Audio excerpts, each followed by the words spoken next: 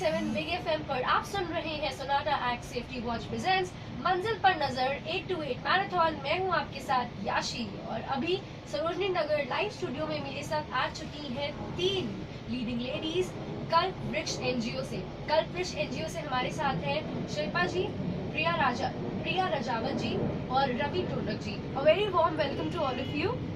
तो यहाँ पर हम लोग इनसे बात करने वाले हैं विमेन सिक्योरिटी के ऊपर। तो पहला क्वेश्चन जो मैं आपसे पूछना चाहूंगी, यही जानना चाहती हूँ कि विमेन सिक्योरिटी के क्या हालात है दिल्ली में, हम सब जानते हैं। आप क्या कहना चाहती हैं इस बारे में?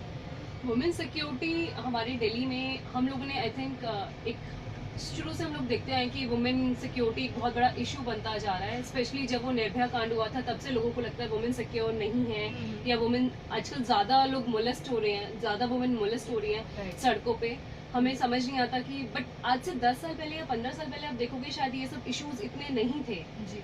बट आजकल it's about the mentality of a people, या जो भी लड़के हैं या जो भी मेन हमारी सोसाइटी में हैं उनकी मेंटालिटी ऐसी हो गई है कि उनको लगता है कि लड़की है तो ऑब्जेक्ट है। राइट। तो this is the main tendency कि हम वुमेन को एक ऑब्जेक्ट ट्रीट करते हैं। चाहे आप हमारा बॉलीवुड उठा लीजिए, उसमें भी शीला की जवानी and all type of songs are dedicated to objectional, but still we are enjoying that song. हम लोगों ने खुद ही उनको अपने आप को ऑब्जेक्ट ट्रीट करना शुरू कर दिया है। तो women security is a big issue right now Delhi में। स्पेशली रात को निकलना हम लोग के लिए कितना मुश्किल है, या हम सोचें कि हम अकेले जाएं। पहले शायद हम सोचते नहीं थे कि हमें अकेले जाना है, नहीं जाना, बट आज की डेट में हमें सोचना पड़ता है कि हम अपने घर से भाई को लेके जाएं या पापा को लेके जाएं, बट हमेशा हमारे पापा या भाई अवेलेबल नहीं होते हमारे साथ।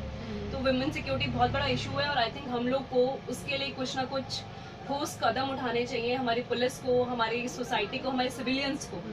तो मैं तो ये बोलूँगी वुमेन सेफ्टी के लिए हमें कुछ ना कुछ करते रहना चाहिए, ताकि स्पेशली अवेयरनेस प्रोग्राम्स हमें करने चाहिए ताकि उन लोगों को पता चले कि हमें कहाँ हमारी सोसाइटी में लूप होल्स हैं। राइट। ऑलराइट, सो हम लोग बात कर रहे हैं यहाँ पर शिल्पा जी, प्रिया जी और रवि से, जिनके व्यूज हम जान रहे हैं विमेन सिक्योरिटी पे। चलती रहेगी ये बातचीट आगे भी। You stay tune to 92.7 big FM, सुनते ही प्यार हो जाए।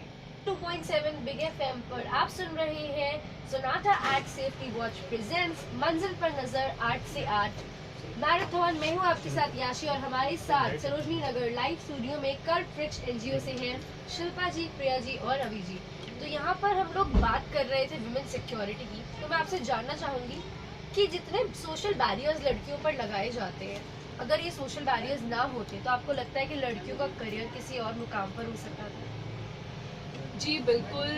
शायद हम लोग भी आज की डेट में हम लोग वुमेन एम्पावरमेंट की बात करते हैं, रिजर्वेशन की बात करते हैं, but the question is why we need reservation.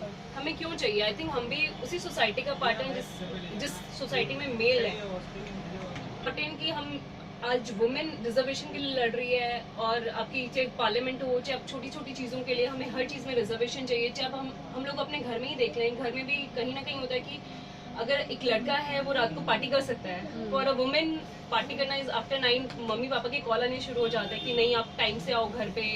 ठीक है, उनका कंसर्न है सिक्योरिटी, बिकॉज सोसाइटी ऐसी हो चुकी है, आपको कंसर्न हो ही जाता है कि आपको टाइम से घर आना। तो मैं आपके साथ एक इंसिडेंट शेयर करना चाहूँगी।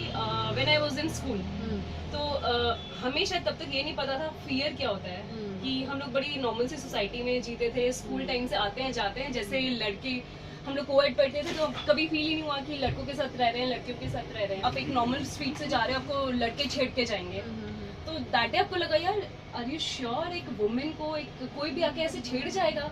उसके बाद आफ्टर स्कूलिंग, आफ्टर कॉलेजिंग आई रियलाइज कि now I am independent and मुझे इस चीज़ के लिए कुछ करना है। तो इसीलिए मैंने हम लोगों ने अपना एक पोर्टल शुरू किया crimeanddelhi.com, जो कि हमारे कल्प वृक्ष एनजीओ के अंडर वर्क करता है। जो हमारा क्राइम एंड डेली है वो वुमेन इश्यूज को, वुमेन सिक्योरिटीज को, या वुमेन को कैसे सेफ रहना है सिटी में, हम वो टिप्स देते रहते हैं।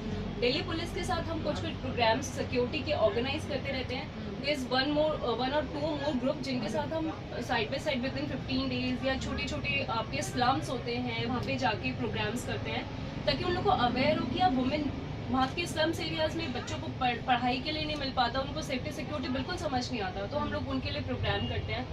एक डॉक्टर्स का हमारा कैंपेन चलता है जिसमें डॉक्टर्स उनकी हेल्प करते हैं साइकोलॉजिकली, मेंटली, कि उनको समझ आए कि what is a good touch, what is a bad touch. Right तो दीज आर द थिंग्स जो हम छोटे छोटे कोशिश करते हैं कि अवेयर करें लोगों को। जी। और हमारा कल्पवृक्ष जो एनजीओ है वो इन सब चीज़ों में काम करता है। उसके हम लोग अलग अलग द्वारका साइड, जनकपुरी साइड या जितने भी नजरगढ़ साइड के स्लम है, हम उनमें जाके ये सारी चीज़ें उनको अवेयर करते हैं कि आपको सेफ कैसे रहना है, वुमेन को सेफ कैसे रहना है, घर से बाहर निकलते तो आपको क्या क्या चीज़ें देखनी है, अगर आपके घर में कोई आता है तो आपको कैसे उनको ट्रीट करना है, या कैसे उनको, अगर स्ट्रेंजर है तो कैसे बिहेव करना है। जी। तो ये सारी चीज़ें हम उनको कोशिश करते हैं सोसाइटी में थोड़ा बहुत चेंज लाने की। अगर कर पाए तो हमारी सोसाइटी शायद थोड़े दिन बाद बेटर पोजीशन पे होगी। राइट।